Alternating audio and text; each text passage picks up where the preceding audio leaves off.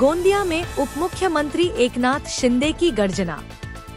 अवैध दारू धंधा करने वालों को हराओ, शिंदे का बड़ा बयान। डॉक्टर प्रशांत कटरे व शिवसेना उम्मीदवारों को जिताने की अपील। विकास कार्यों की निधि कम नहीं होगी, शिंदे का आश्वासन। लड़कियों के लिए लखपति योजना की घोषणा, भारी तालियां। इंदिरा गांधी स्टेडियम में उमड़ी भीड़, शिंदे की जनसभा में जोश। महाराष्ट्र के उप मुख्यमंत्री एकनाथ शिंदे इनकी विशाल जनसभा को संबोधन कर दारू जैसे अवैध धंधे चलाने वाले को हराने की बात कर सभी विकास के कार्य तेज गति से होकर डॉक्टर प्रशांत कटरे सभी उम्मीदवारों को जिताने की मांग की। गोंदिया इंदिरा गांधी स्टेडियम में आज दोपहर उप मुख्यमंत्री एकनाथ शिंदे ने भारी जनसभा को संबोधित करते हुए शिवसेना के डॉक्टर प्रशांत कटरे तथा उनके सभी उम्मीदवारों को ज्यादा संख्या में जीतने की मांग की। गूंजा शहर विभिन्न विकास कार्य की निधि कम नहीं होगी तथा लड़की बहन इनके लिए लखपति योजना भी की जाएगी, ऐसा कहा। भ्रष्ट छवि वाले इन्हें हराकर शिवसेना को जिताने की मांग की। इस अवसर पर जिला अध्यक्ष सोनू भाऊ पुथे, राजू ठकरेले आदि शिवसेना के नेतागण प्रमुखता से उपस्थित थे। सतीश पारधी की रिपोर्ट। दक्ष ज्ञानेश्वर ठाकरे नागपुर, वेदांत अविनाश वागाडे अमरावती, स्वराज संतोष देशमुख कोल्हापूर, वैष्णव रघुनाथ शिंदे संभाजीनगर, भविष्य अविनाश वाघ नाशिक, सिद्धार्थ श्वास बायस पुणे, रोहित प्यारेलाल सरनागत नागपुर,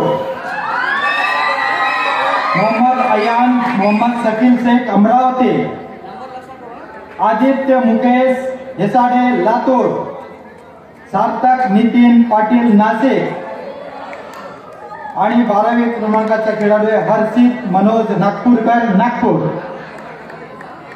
चिंतामण काकडे अमरावती, दौंतुला नदा कोल्हापूर, सार्थक संभाजी बिचकुले पुणे, अवधूत शशिकांत शिंदे कोल्हापूर आणि संकेत दीपक करंदीकर नाशिक।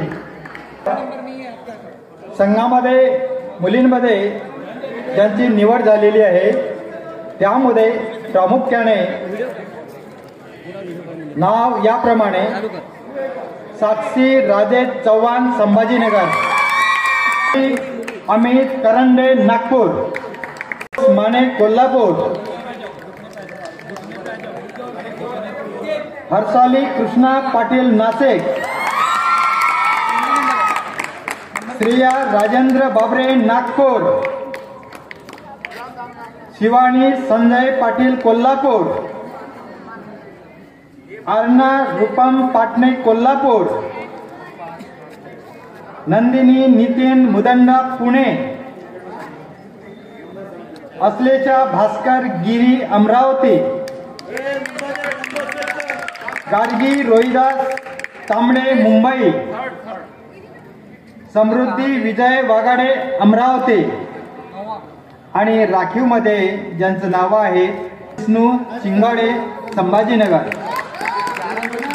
पूजा पाटील कोल्हापूर, स्नेहल हरीश बांबरे नाशिक, पायल गावंडे अमरावती आणि धनिष्का आनंद कवाडे नागपूर।